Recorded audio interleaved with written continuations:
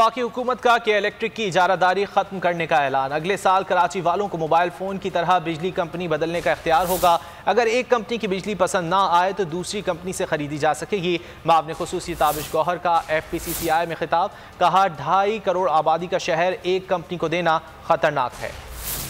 2 کروڑ 2.5 کروڑ کے شہر کو صرف ایک کمپنی سرو کر رہی ہو تو جس کو انگریزی میں کہتے ہیں نا کہ سنگل پوائنٹ آف فیلئر اور سکسیس، ٹھیک ہے نا، یہ نہیں ہونا چاہیے۔ ہمارے کنزیومرز کو، چاہے وہ کراچی میں رہتا ہو یا پشاور میں رہتا ہو، اس کے پاس چوائس ہوگی۔